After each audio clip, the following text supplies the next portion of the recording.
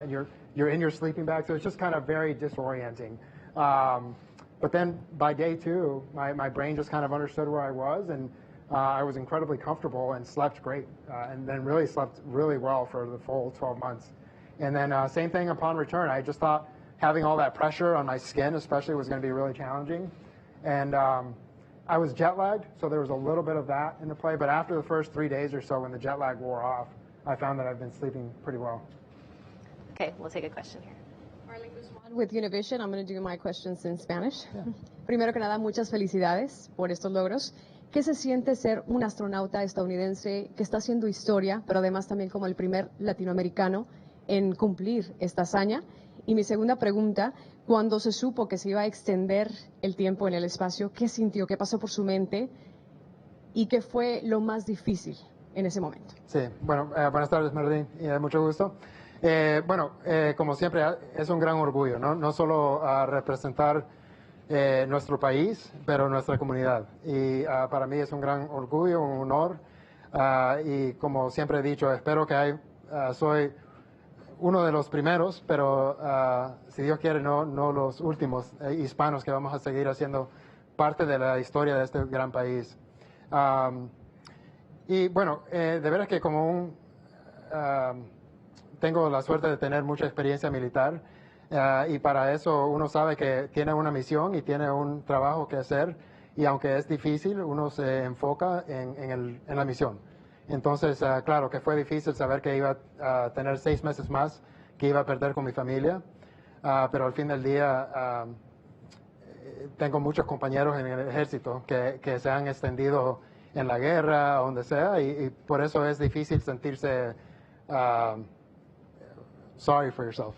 No, entonces es de enfocarse en la misión y es decir, hacer la decisión que lo voy a hacer con la mejor actitud que es posible y hacer el mejor trabajo que puedo. Yeah. Okay, we'll take a question from the phone bridge from Jackie with the Times of London. Hello, can you hear me okay? We can hear you.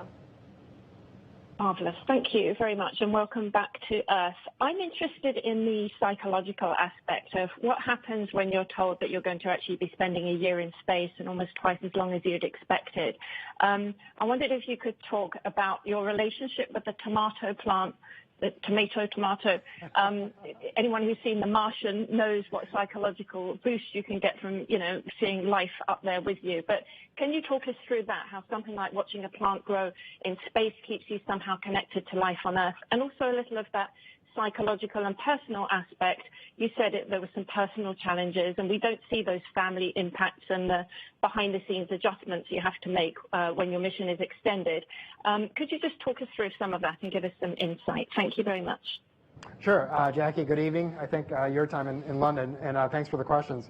So I answered a little bit of that in Spanish, but certainly I'll answer it again in English. Every individual obviously is very different, right? So I think we'll all handle it very differently. For me, again, to some degree, I was lucky in my military background. I've had missions extended. I've had plenty of friends and family that have been under much more duress and much more difficult conditions who've been extended.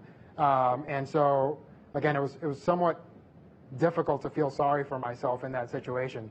That's not to say we didn't have a couple of hard days. We absolutely did as a family when we came to grips with the fact that, hey, we're going to have to do this for another 6 months more than we expected. But it helped tremendously to have an incredible community around us, and I knew that my family was, not only were they showing a lot of resilience and strength, but the community around us was just, gosh, they just did so much, so much prayer, support. It was really almost overwhelming how much love and support we received. And so from that perspective, it made it incredibly easy. And yeah, you just have to, at least for me, you have to make a conscious decision to say, hey, this is the mission. I got to focus on that. I kind of allowed myself a day to feel sad and sorry for myself, and then I try to really make a conscious decision to say, okay, let's have a good attitude and let's just try to do the best job possible that I can. Now, I had a lot of personal motivation. I have 2 kids that are in college that were at the time undergoing very challenging experiences themselves because of where they're going to school, and that first year there is incredibly challenging. And so it was also important to me to set a good example for them, right? We talked so much as they were growing up about, hey, we do hard things. We do hard things with a good attitude. And so I think I would have been selling myself and them short if I hadn't handled this the way that we did. And so for my wife and I both, I think that was a really important part of the way we handled it. But I think overall, the love and support we received made it way, way easier than I think people might expect. Okay. From AFP. Bienvenido de vuelta. First, the human part. What did you miss the most when you were on the space, and the professional part? How do you think this extended mission you had is laying the groundwork for deep space exploration? Thank you. Bueno, muchas gracias, Moisés.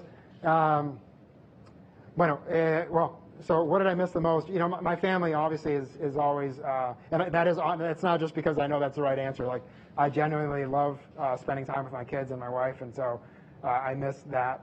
I love the outdoors, and so, you know, I try to go out and hike, mountain bike, ski at least several times a year. And so the fact that I was going to go a full year kind of locked inside was kind of torture for me because I love being outside. And so, but again, that was the mission. It's hard to say being in space is torture, but you know, it took a little bit of mental shift to know, like, hey, this is my world for the next 12 months, and I just got to deal with it. And so that is both one of the bigger challenges, and also the thing that I missed the most was just being outside and being able to walk outside whenever I wanted to. And I'm sorry, for the professional question, how do you think this extended mission you had is laying the groundwork for the deep space exploration? Yeah, you know, I think it's obviously every data point is super important. Again, it's really difficult to say because, you know, say in 10 or 20 years when we're trying to go to Mars, right, it's not going to be me. And so the data that we're getting from me now is for me individually. You can generalize that a little bit, but not completely, because for human beings and medical response, you just can't do that. And so, but the more people that we have that go to the year-long mission, you know, so we've had Mark, Christina, Scott, and there's been several cosmonauts who've been up there this long. And so all that data, I think, is incredibly valuable to tell us, hey, more than likely, this is how we're going to respond. The one thing that I think is really hard to measure is, you know, when you're doing a lunar mission, when you're doing a Mars mission, there is a certain amount of motivation that you just can't quantify, right?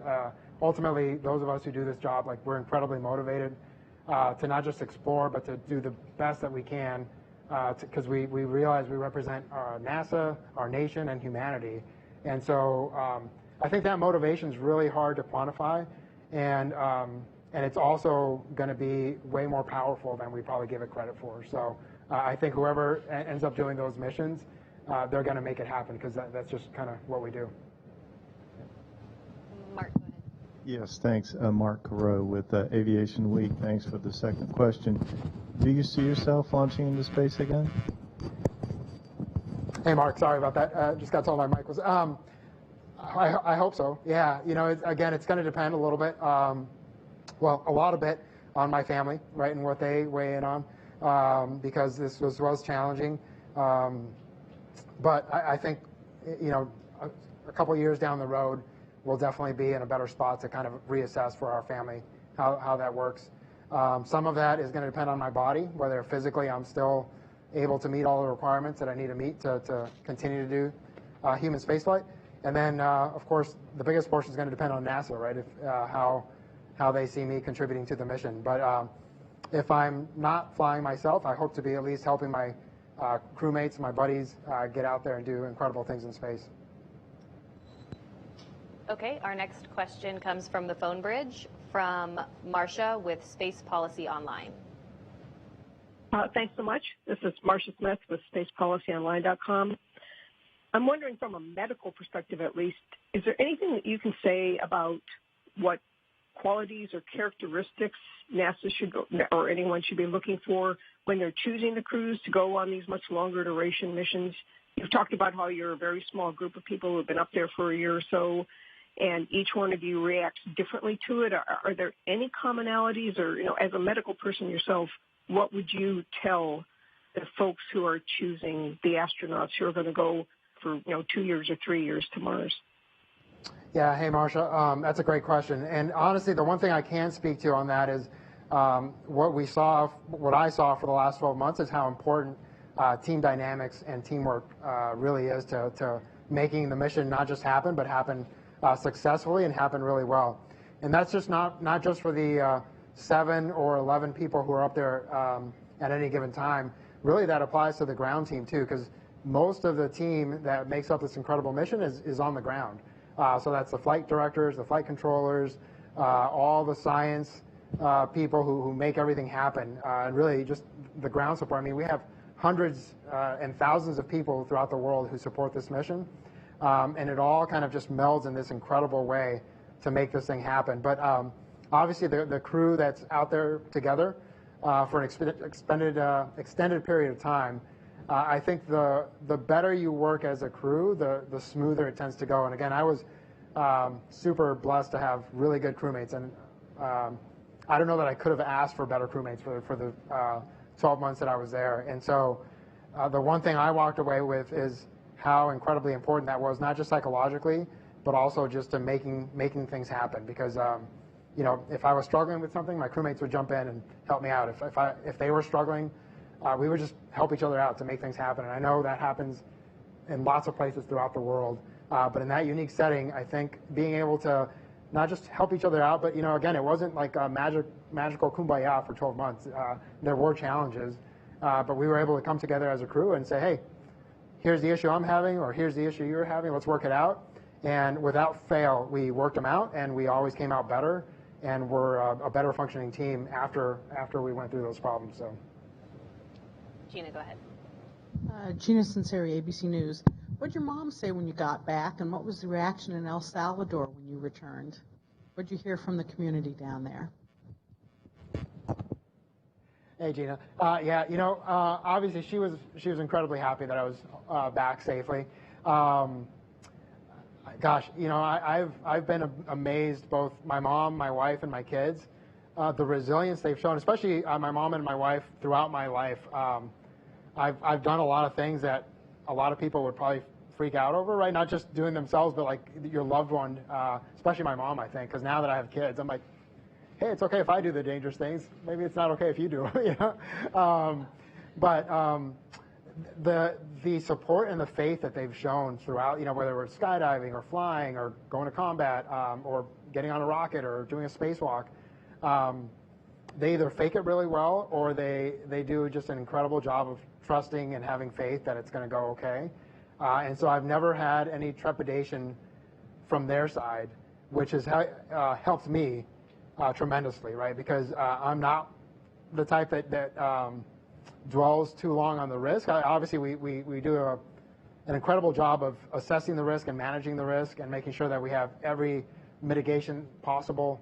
But then I don't spend a lot of time, I guess, fearfully thinking about it, right? You just kind of assess it and you do what you need to do to mitigate that risk. And so knowing that they're able to handle it well also helps me kind of focus on that. So, and then, yeah, the support that I've had from the Salvadoran community has just been incredible. The country has had, unfortunately, a tough history. A lot of things that it's known for aren't necessarily great, but they're great people, and they're incredibly kind, hardworking, good people, right, the vast majority. And so I feel really fortunate that I'm able to kind of represent the country and that community and the people in a good way, and hopefully start turning the tide towards when people hear El Salvador, they think of really positive things, because really the vast majority of the people from that country, that's what they represent. Yes, hello. I wanted to know about the tomatoes you tried to grow. Back to the tomato. Yeah, okay. So I think people have heard that story. We were growing tomatoes to try to figure out, hey, again, as we approach longer term missions, we need to be able to grow our food and sustain, and it's really important to have fresh food. And so we were growing some of the first tomatoes. I harvested, I think, what was the first tomato in space, and I put it in a little bag. And one of my crewmates was doing a PAO event with some school kids, and I thought it'd be kind of cool to show the kids, hey guys, this is the first tomato harvested in space. And then I was pretty confident that I Velcroed it where I was supposed to Velcro it, and then I came back and it was gone. And I mean, I spent probably 8 to 20 hours of my own time looking for that tomato. And unfortunately, you know, because that's just human nature, a lot of people are like, he probably ate the tomato. And, you know, I wanted to find it mostly so I could prove, like, I did not eat the tomato. So I never found it. The reality is that probably, you know, the humidity up there is 17%, and so it probably desiccated to the point where you couldn't tell what it was, and somebody just threw away the bag thinking it was trash. And so a proud moment of harvesting the first tomato in space became a self-inflicted wound of, like, losing the first tomato in space. But hopefully somebody will find it someday, you know, some little shriveled thing in a Ziploc bag, and they can prove the fact that I did not eat the tomato in space. Maybe still a lot of people thinking you ate it, but Yeah, I know. only time will tell. But anyways, yeah, I'm confident that I did not. But it is a point of pride that I lost it, like a lack of point of pride. So Mistakes happen in yeah, space too. yeah. Go ahead. Okay, so Joanna Pincourt, Polish Public Television. If we have a second round, maybe you will have a second chance and grow potato on Mars, Yeah. like Matt Damon. You know. Yeah, that's right. But it's not my question. Yeah. The question is, you said that you missed the outdoors because you like activities outdoors, but it's tricky because you had more space when you have your spacewalks. And is it? Can you somehow said it is? A little bit like on Earth, or is completely different? Because I haven't been to space. Yeah, no, gosh, and I do wish everybody could go to space for a day, because it really, it does so many things. One, it makes you appreciate what we're capable as humanity, right? When we put our joint efforts towards something good, we're capable of incredibly good things and incredibly amazing things. And so that to me is just such a cool thing to not just experience, but appreciate while you're up there. It makes you appreciate how unique our planet is and how thin our atmosphere really is, and how little is protecting us from the vastness of nothingness that's out there as far as vacuum. And just it's an environment that has zero forgiveness, right? Like I think that's hard to really explain to people, is the fact that if something fails, it's immediately catastrophic up there, right? And so when you look at our planet and you realize how perfectly it works to keep, you know, all 9 billion of us alive, it's pretty incredible. And so it really gives you an appreciation to say, hey, not only do we need to take care of it, but we need to take care of it in a way that ensures that our kids and our grandkids are going to have a good future. And, you know, it's hard to say in words what being out on a spacewalk especially, but I will say, being on space station is incredible. When you go outside for a spacewalk, it is 100-fold better as far as the view and how you really feel that you're in space, because there's just nothing between you except, you know, a little bit of glass and your spacesuit. I've been lucky enough to climb some mountains. Hopefully, if you guys have climbed some mountains, when you go to, you know, a 14,000 foot or higher peak and you look out, and all you can feel is awe, and then you try to take a picture with your phone, right? And then you look at the picture and it just never comes close. And so as much as I can try to describe it, that's imagine that 1,000-fold when you're trying to describe what space is like. But it honestly feels surreal. I now that I'm back and I'm here, I almost have to pinch myself, because I remember it vividly. It's not like it's fading, but it's just such a stark difference that you really almost feel like you have to pinch yourself to remember, like, oh my gosh, we really were up there, and all that did happen.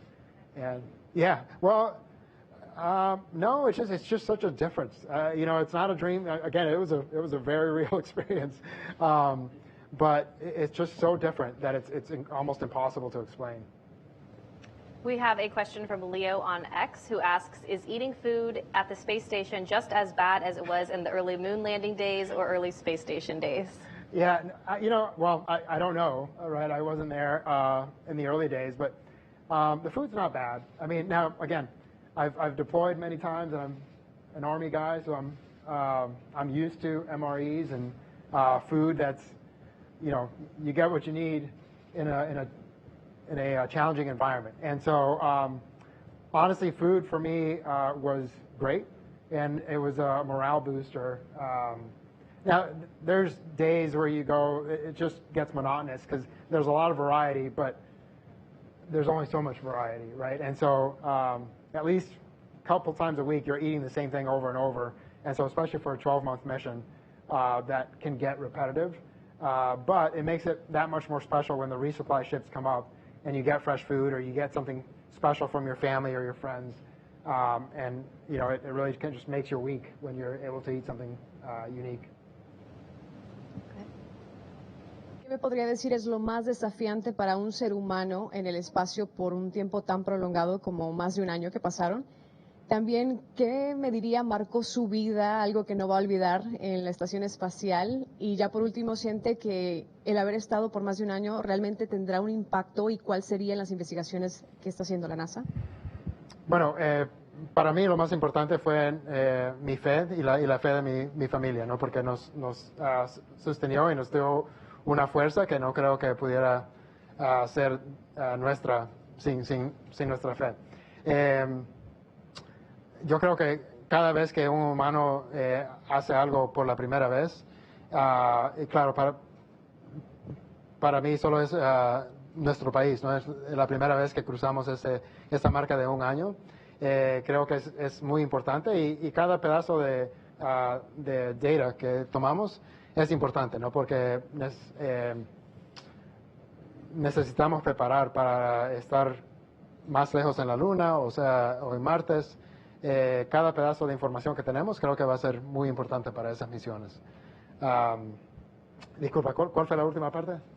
Había preguntado sobre qué es lo más desafiante para el ser humano estando por un tiempo tan prolongado en el espacio y qué fue lo que más lo marcó estando allá. Ya, bueno, para mí lo que más me marcó es mis compañeros, mis amigos. Pude volar con 28 otras personas y claro, cuando solo han menos de 700 personas que han estado en el espacio, 28 personas son casi 5% de los humanos que hemos estado en el espacio. Entonces para mí fue algo increíblemente especial y algo que siempre voy a acordarme, no solo de que estuve en el espacio, pero la gente con la cual estuve durante esta misión. Okay, Will, aged 9 from the UK, would like to know whether you felt happy while you were in space and would you recommend being an astronaut? Hey, well, you know, I think this is the best job in the world, absolutely. Again, you have to be comfortable with uncertainty. You have to be comfortable with some difficult and challenging environments. But if you are and you're curious and you like to study, because that is one thing I think that's undersold is how much study time and preparation it takes to get to this point, absolutely, I would recommend it. And again, despite the challenges, I count myself incredibly blessed because, heck yeah, launching in a rocket, being in space, doing spacewalks, doing hard things really is kind of fun. And you feel a certain gratification that you just don't feel on a regular day-to-day activity. So doing all those things was absolutely one of the most gratifying things I've ever had in my life. And yeah, I would say it was a lot of fun. Sophie Sanchez with Cosmic Chicago again. Since we're on the topic of food, maybe you didn't eat the tomato, but I know you probably ate a lot of tortillas in space because they're a staple in space station like they're in my home. A lot of folks don't realize how much space tech has gone, or food tech has gone into making tortillas shelf stable for space, and that's trickled down to the tortillas we buy for ourselves. So I'm going to put you on the spot. Your mother's tortillas or space tortillas? Which did you prefer?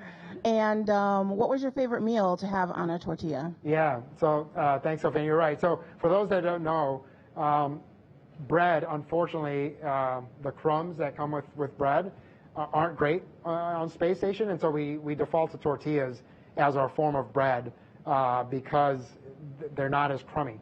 And so, yeah, every day, most people have at least one. Honestly, I started off eating probably one or two every couple days, and then I really cut back just because it got a little bit monotonous after a couple months. And so on station, we mostly have flour tortillas, and in El Salvador, which is really the, when you say my mom's tortillas, they're more corn tortillas, and so they're completely different. And so I would have to say my mom's tortillas are definitely better, but honestly, by the end, I was probably having one every couple of weeks. It wasn't that common for me to have them, and it's just kind of an empty calorie, right? And again, for me, and I think the shorter amount of mission, the less you have to worry about. The longer you're up there, the more you kind of start thinking about your health and kind of choices that you're making. And for me, it was really important to try to stay as healthy as possible because I wanted to return really as high a function as I could so that I could be with my wife and kids as soon as possible, right? Because you can spend several weeks debilitated if you're not careful about taking care of yourself. And so I really tried to invest a lot of effort into that. Okay, we'll take another question from our phone bridge from Andrea with the Houston Chronicle. Hi, I hope this one comes through a little better. I'm curious, other than seeing your family, what's the first thing you did in Houston and what's the first thing you ate upon getting back home? Thanks. His mom's tortillas. No, well, gosh, that is a great question. Andrea, I went home, and it's essentially you come back, you fly. We landed in Kazakhstan, and then within 24 hours, you're back in Houston. So really, the first thing I did, unfortunately, is not very exciting because you actually go directly to the lab, and they draw blood work, and they start doing the science studies right away. And so you're somewhat going straight into science mode for the first few hours. And so then after that's over, then you get to kind of relax and spend some time with loved ones. And my two kids from college were able to come back and spend time with us. And so really, we went home and we cooked a meal together as a family. And that was just a lot of fun because, especially for my wife, she'd been without half of our family for a year. And so I had to have all 6 of us back together in the kitchen and just kind of having fun and talking to each other and making fun of each other and just enjoying our time together was really a pretty magical moment. And regardless of what we made, which was a great meal, I'll keep that private, but it really was just that family environment and so many families have experienced that time in the kitchen together, right, where you're just enjoying being with each other. So.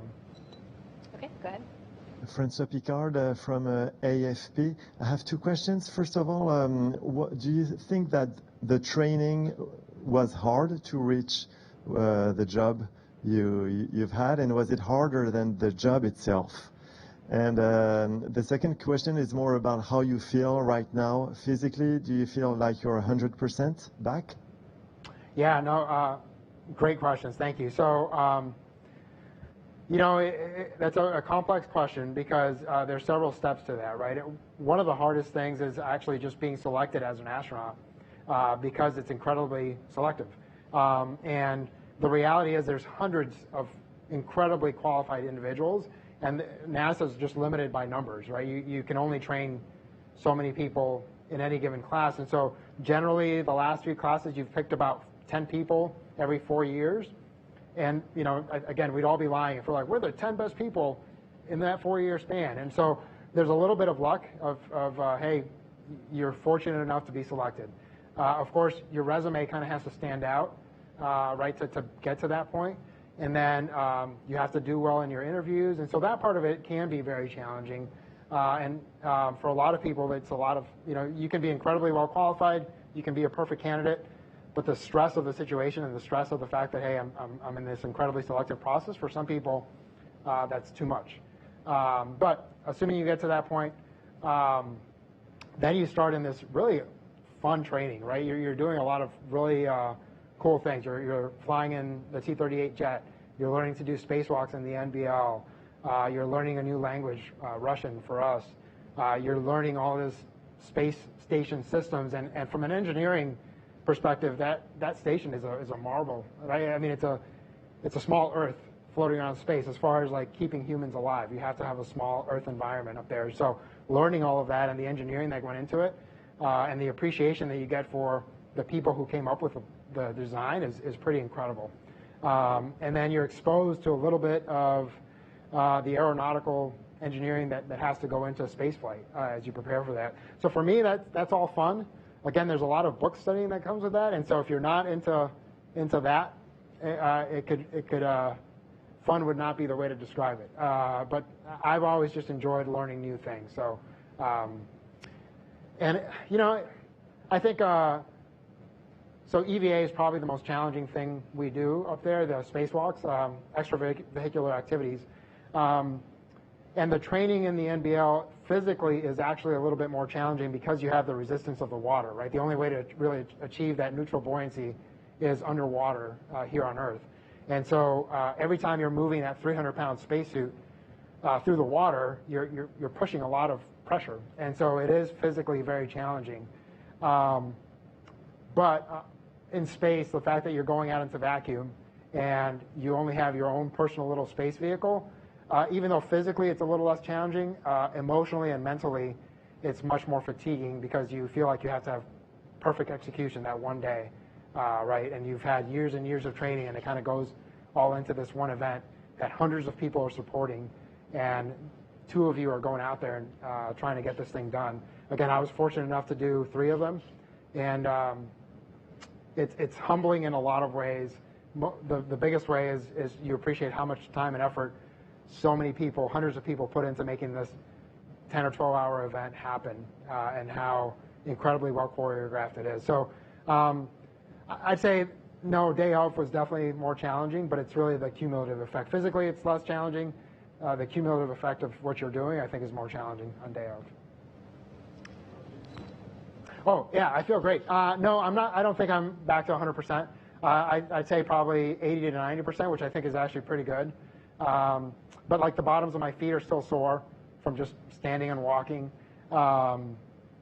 Again, my lower back's still a little bit sore, right? So those things are not fully resolved yet. So I can't say that I'm 100%, but I am 100% as far as vertigo goes. When I'm driving, there's no sort of disorientation. Everything feels perfectly normal. I've been able to jog, and it feels fine. So yeah, it depends on what you're asking. So not 100% yet, but I think functionally, I feel 100%. Okay, our next question comes from the phone bridge from David Curley with Discovery Channel. Hey, Frank, welcome back. Looking forward to hearing about those non-kumbaya issues down the road. But you've touched on a couple things, and I'd like to ask a broader question. When you were still on station before departure, you were asked, would you have accepted a one-year mission? And for personal reasons, you said no. Well, broadly, what does that say? How long do you think an astronaut can spend in space? What does it mean for going to Mars? And also, as a flight surgeon, did you end up finding yourself studying yourself? Thank you. Hey, David. Yeah, no, it's great to hear from you. And so first, there wasn't really that much drama, right? But anytime you put more than one human together for an extended period of time, there's going to be issues that you have to work through. So there's no hidden message there. It's just any team requires, if you're going to be a team that improves, you have to work through some issues. Yeah, so, you know, gosh, it's really a tough question to answer as far as how long can you stay up there, because, you know, the thing that was drawing me back home was family and missing family. But on the flip side of that is the thing that grounded me the most and allowed me to perform was family, right? And just having that foundation and that love and that support, I think, allowed me to actually do a better job for the time that I was there. So I think it'd be false to say, oh, you know, I needed to come home because of my family, but or I could have stayed longer without my family, because I think that's actually absolutely wrong for me. I don't know that I would have done as well as I did without that support structure and that love that's kind of keeping me up there. It's a very personal question, to be honest. I think it's going to be very different, right? You know, there's people that if you say, hey, we can send you to Mars, but there's not a great chance that we can bring you back. I think there's a lot of people that would be like, yeah, send me. I'm just not like, you know, I'm absolutely willing to take risks, but I'm not willing to take silly risk, right? And really, this kind of mission requires good analysis and good mitigation. And you don't want to just go willy-nilly into something risky without having a good plan. And so I'm kind of glad that we have the approach of like, hey, we want a 100% success, right? Now, we realize that you're always going to have to be flexible. The 100% plan goes right out the door as soon as you hit the start button on the rocket. But I think as much as possible, we will hopefully always approach these missions with the thought process of not only are we going to want success, but we want a high level of success that makes sure that we can repeat these missions to maintain a presence first on the moon and then eventually on Mars. Okay, it looks like we have one more question from Jackie with the Times of London. Hello again. Thanks for the second hit. There were lots of headlines while you were up there about you being stranded. We know you weren't exactly, but you were sort of still an accidental record setter. And the length of time that you spent on orbit was unexpected. Did you ever actually feel that kind of vulnerability that being stranded would have presented? And also, given the extension of your mission, did you get to ask for more stuff to be sent up? If so, what? And I apologize for this next part of the question, but my kids will want to know, how do you make 6 months of underwear last for a year? Thank you. Well, Jackie, those are great questions. Yeah. So, I don't know that I ever felt stranded is the wrong word. I mean, but ultimately you are in space. It's not like you can just walk out the door and come back to Earth whenever you want. So there's definitely limitations to transportation, but that's the case of whether you're up there for a week or you're up there for a year, right? Like, you're just limited by the fact that you have to have a spacecraft to get up there and get back. So no, I never felt stranded. I never felt alone, but I did fully appreciate the fact that I couldn't come home whenever I wanted, and that's okay. Again, that's part of the mission. So yes, as soon as we knew that the possibility of me staying an extra 6 months, again, this incredible support team that we have, the wheels started turning, and they actually send stuff, even if the decision isn't made, to be able to support the fact that you might be extended, right? And fully appreciating that you might lose precious cargo space in that spacecraft, the team tries to make sure that you are both comfortable and taken care of in case it actually happens. And so for me, again, it worked out great in the sense of I never felt like I was without things that I needed. Now, certainly, again, you're in space, right? So you're not going to have everything you want, but you'd be surprised how little you actually need to function every day. So unfortunately, we don't have a way to wash clothes in space. So generally, what you do is you send a resupply of whatever clothing allotment you're given. It depends on what kind of clothing you're talking about. So your fitness clothing, the stuff that you work out in every day, you obviously change that out a little more often than the clothes you wear to work. Because when you're working, you're not really sweating all that much. And so you'll wear those clothes for a little bit longer than your workout clothes. And then you just have enough of those to last you for the duration of your mission. Again, the reality of space is when you're done with that, all that stuff goes in the trash, and the resupply vehicles that come up that don't have a heat shield capability, we empty those out of all the supplies, and then we fill them back up with trash, and then when they deorbit, all of that burns up in the atmosphere. And that's, again, unfortunately, the reality of kind of the environment that we're in. But we do try to wear those clothes and use the things as long as possible to maximize both the efficiency and to just make the best use of our resources. All right, well, that's all the time we have for our press conference today. Frank, thanks again so much for joining us, and thank you to all of you for joining in through our various platforms today. We'll see you next time. All right, thanks, everybody.